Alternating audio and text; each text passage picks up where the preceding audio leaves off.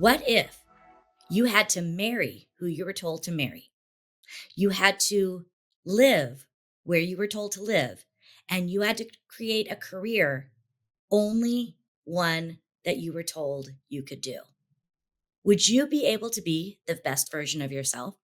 That is what we're talking about today as we dive in to the life of my guest who broke the barriers and broke free from all of the expectations of her entire family, moved to a different country several times, and was able to bring her love of both dance and executive level coaching together to create a global phenomena, and more importantly, to create a path to success that fed not only her bank account, but more importantly, her heart. I'm Clara Capano, and this is Women Winning Their Way. So, we are here talking with the beautiful, talented, smart, and strong Zena. So, Zena, welcome to the show. It's so good to have you here. Thank you so much. I'm so happy to be here with you today. I know we're going to have an amazing conversation. When you and I were talking offline, it was so apparent that, you know exactly what it is that so many of our women watching and following the show are dealing with. And that is breaking free and finding their own voice. So many of us were raised to act a certain way, to follow a certain career path, or, to be somebody who we weren't. And when we live that way, we're not being truly authentic and therefore can't really accomplish things the right way. So, why don't you share a little bit about your story in finding your own personal voice and, the obstacles that you faced in wanting to share who you truly are? Yeah, of course. So I am born, raised, worked till I was 26 in Beirut, Lebanon.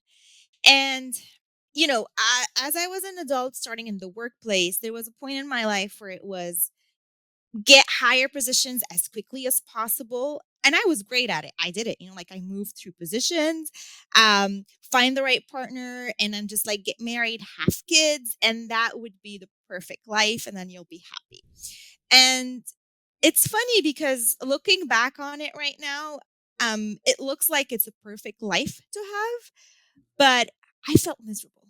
It was Yeah. such a weird feeling that I would cry. Like I'd be with my partner in the car and I'd be crying. And I'd be with my family. Everyone was great and present, but I was miserable. I was just Mhm. unhappy. And at that point, one of my friends recommended that I take a communication training. I went there among a lot of strangers, not knowing what's going to happen, and started this training. And as I was going through it, they looked at me and they're like, "You're good at this. Like, you're good to be part of our team, not just take it."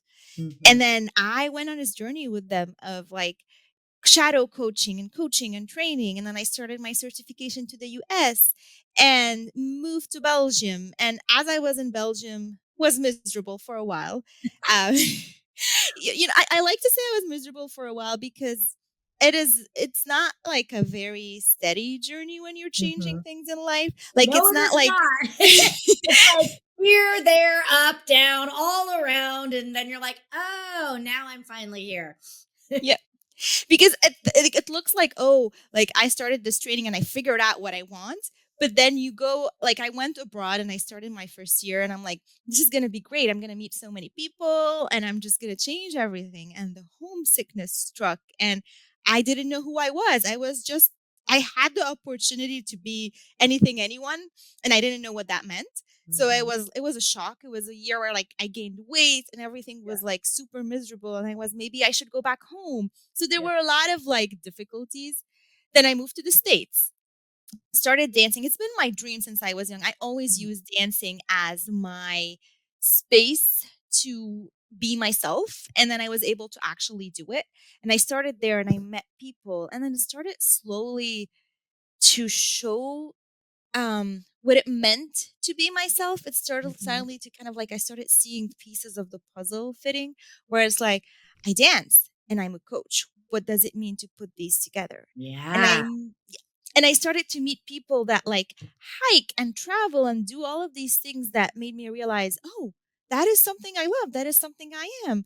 And then meeting people from all over the world and realizing that there wasn't one way to live. I didn't have to necessarily get married now, have kids now, and have the perfect career now, or grow in like a certain way. Not there is anything wrong with that, but I didn't have to do that. There Right. were other options out there. Yeah. And So all of incredible. yeah, seeing all of that made it possible for me to feel free. Yeah. And You brought up 3 key things that I really want to hone in on so that the viewers and listeners can do this.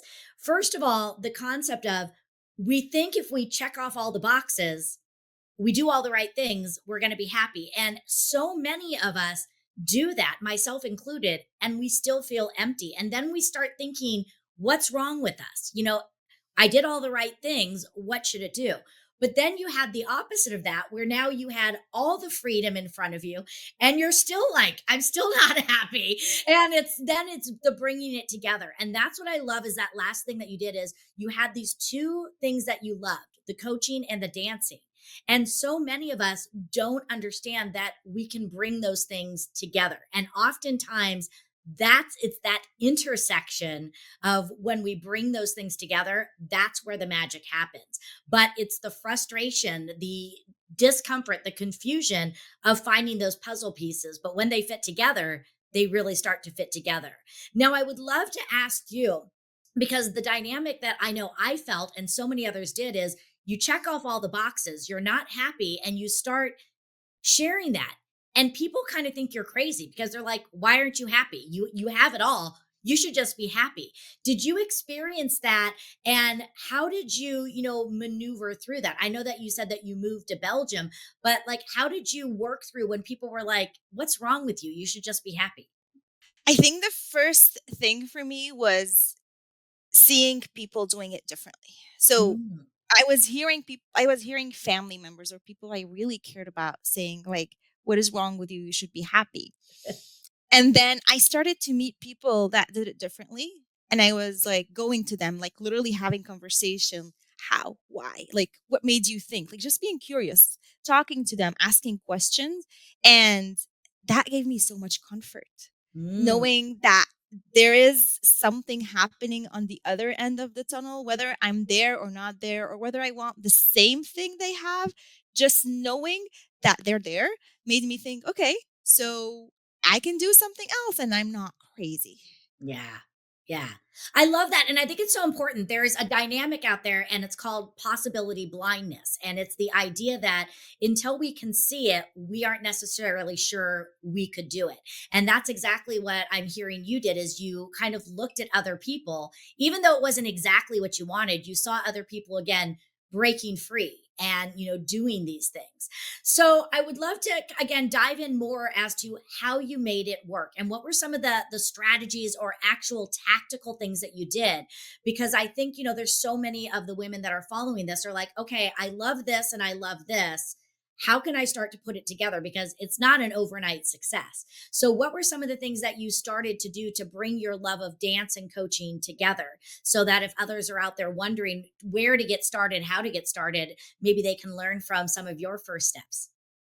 Yeah, of course. I think one of the first thing I did is a lot of research and conversations. So simply researching people who have Mhm. done something different, not necessarily similar, sometimes not, but researching them, reaching out on LinkedIn, like looking at their work because sometimes their work will inspire you.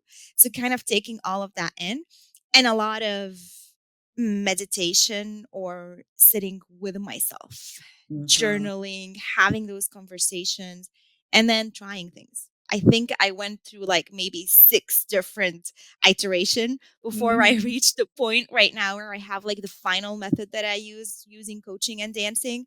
But I went through a lot of iterations where I tried something out and that didn't feel Mhm. completely right. And I got feedback on it. And then I went back and I tried something else.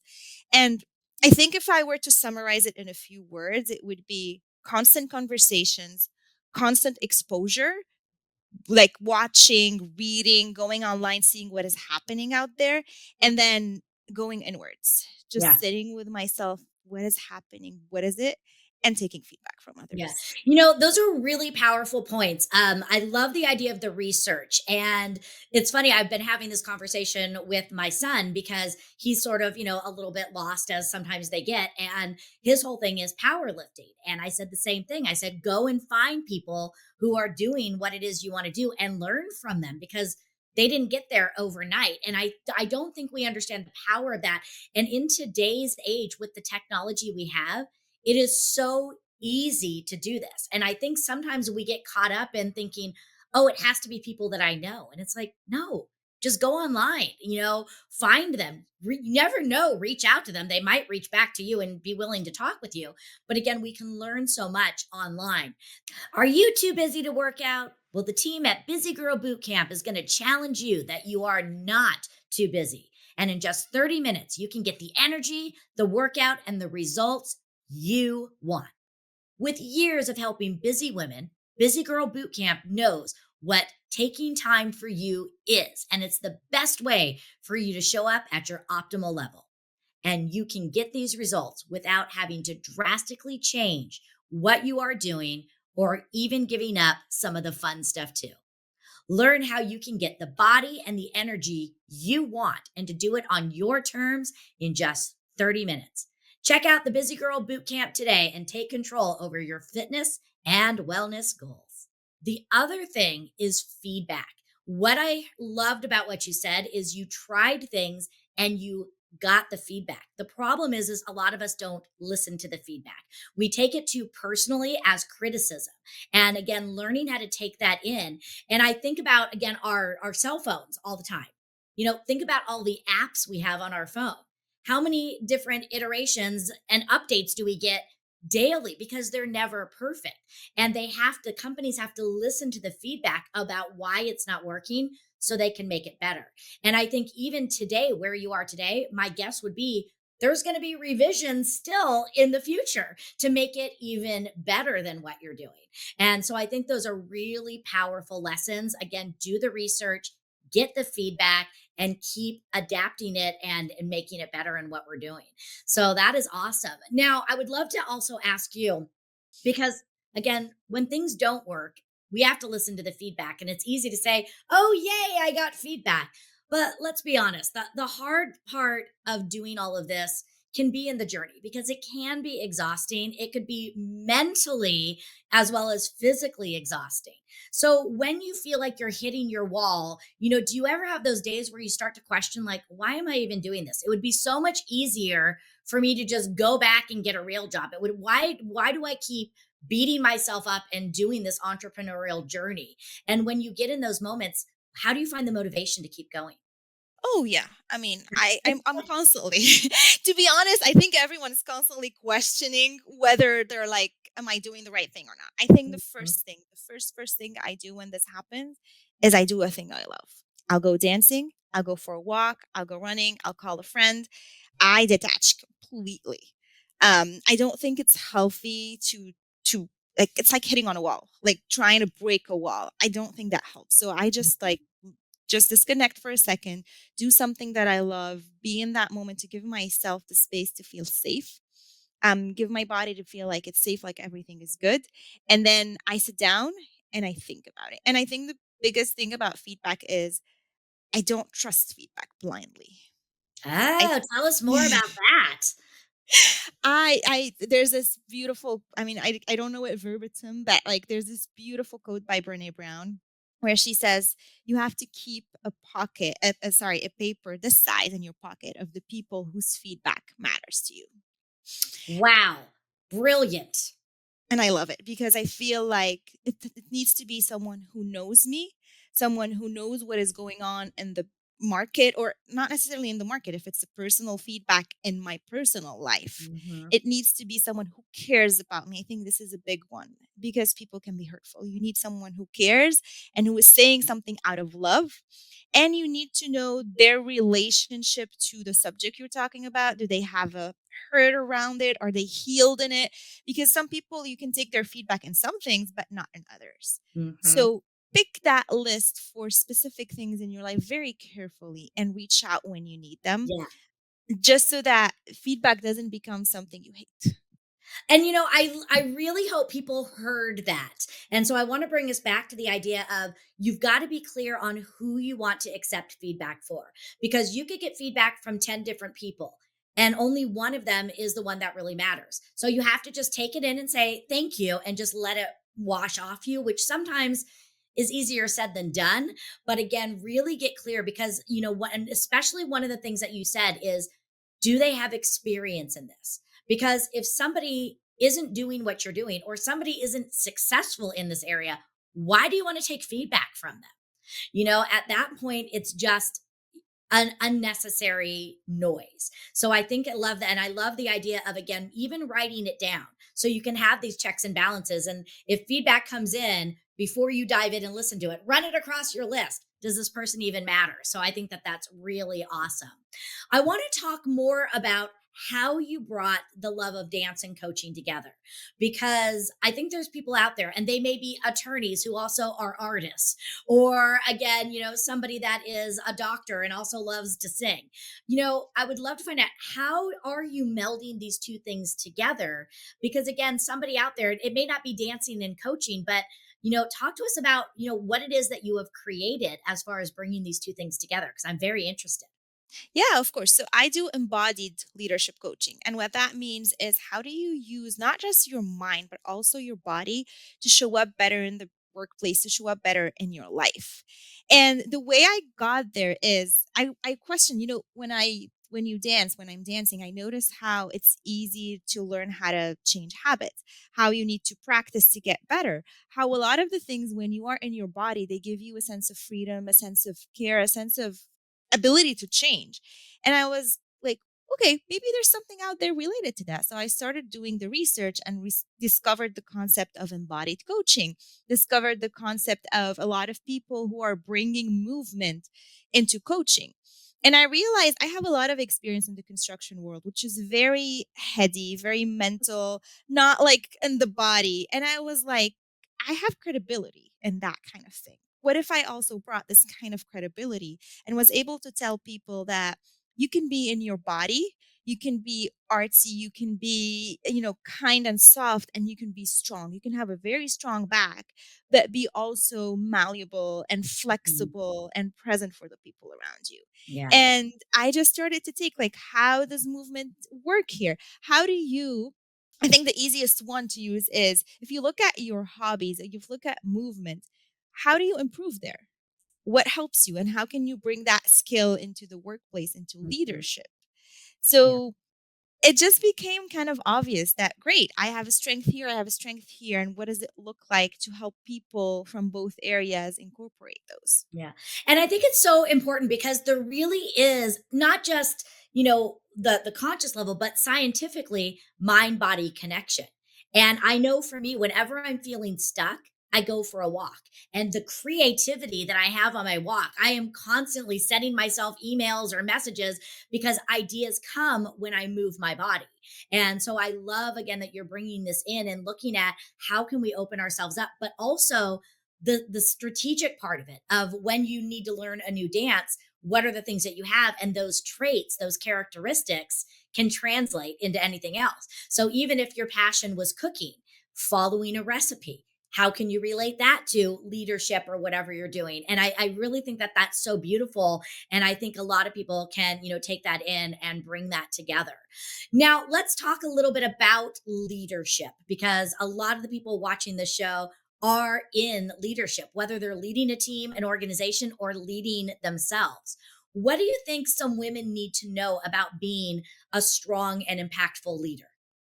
I think one of the most important things, which I just kind of brushed upon, is how can you have there's I think it's a Brene Brown quote too, like, have a strong back and a soft front. And what that means is, we show up sometimes in I have to be very assertive, I have to be tough to make it through life. Or we show up with, like, I don't have this skills, or like, I just want to be relatable. I just want people, I want to know people. And Hmm. you can find that place where you're strong. You know that your feet are in the ground, your back is strong, but at the same time you are flexible. You are open to others. You are open to new ideas. You are open to grow and move maybe in a different direction Mhm. without the winds knocking you off. Yeah. And that kind of like what I call grounded confidence is very, very important for you to keep moving through anything that happens in Yeah. life. What a great word, grounded confidence or phrase. I like that. That's so good. So, what are some things, speaking of doing that and getting more confident, are there things that you think we as women can do to help us build our confidence up? 100%. I think one of the most important thing is to understand what our strengths are. Who are we? What are the things that are amazing about us? And at the same time, understand this is where I'm not good. I think Mhm. we're scared. Like we're constantly pushing people to like, yeah, you're great. Find out everything that's great about you.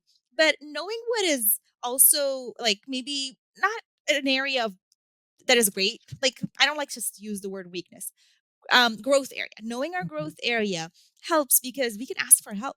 If I'm not being judgmental about that growth area, if I'm not saying, oh, I'm not the most organized person, this is terrible, I'm going to fail. If I'm saying, I am not organized, how can I get help? Someone who will be organized, who will make this a better endeavor. So Yeah. I think knowing our strength, knowing our growth area.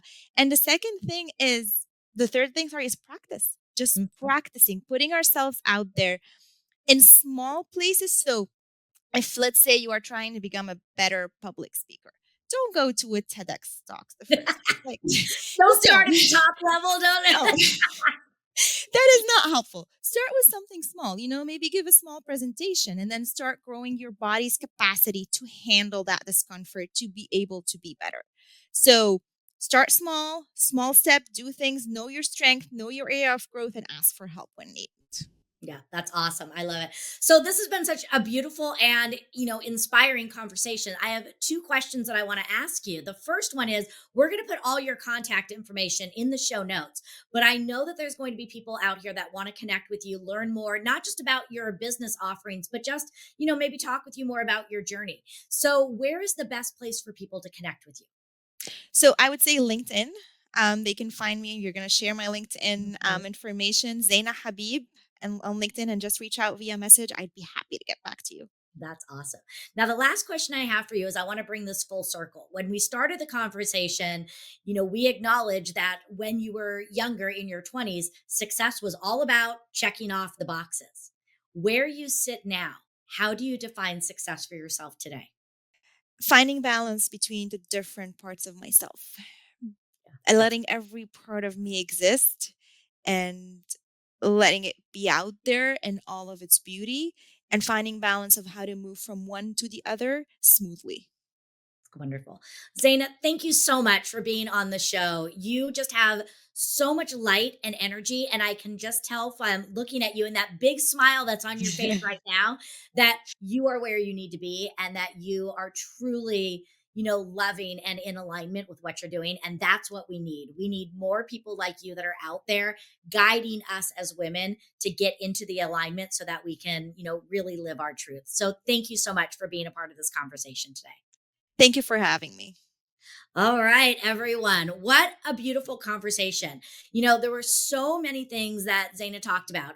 Just kind of going through some of the high points that I had is the idea of that grounded confidence. We can say fake it till you make it, but the reality is when we're truly confident in ourselves, that confidence attracts others to us. And I love what you talked about, the practicing. We practice for ourselves because we need to make sure that we are building confidence, not just in us, but in the people that are working with us. So know your skill sets and practice. Do not be practicing on your clients. So again, practice so you can deliver the best value. One of the biggest things that I took away from her is this concept of feedback. Again, be very clear on being one, open to feedback, but open to feedback from the right sources. Make sure you know who is in your corner, who you can truly respect, and get feedback from the right sources. And I also love where she talked about bringing in your mind and your heart. Again, find your hobbies. How can the things that bring that passion to you, that light you up on the inside, what are some of the skill sets, the tactical essences of those hobbies that you can bring into your work and maybe combine them together like she has done with the dance and the coaching, but also just in again the lessons that you are learning out there in everything we do. If your passion is golf, maybe it's the level of patience, the level of reading the green, and how can you bring those things in to what you are doing as a leader, consultant, whatever it is that you're doing. And again, knowing it's not about checking off the boxes, it's about living the boxes. Get clear and understand that the road from A to Z may not be a straight line. It may not even be pretty, but know that the puzzle pieces will start to come together. So look for those things. Listen to yourself, sit with yourself, trust your intuition because you have the direction inside of you. So thanks so much for being a part of our conversation. Again, I'm Clara Capano. This is Women Winning Their Way, where we talk about how you, as today's and even tomorrow's women, can forge forward and create success all on your terms. Thank you so much. We'll see you next time for the next episode. And don't forget, take 30 seconds. Share this episode with other women so we all can grow stronger together, and take a moment to go on iTunes, Spotify, YouTube, all the places where you are watching and listening, and give us a review so we can really enhance the lives of people on a global level. Thanks again. We'll see you next time.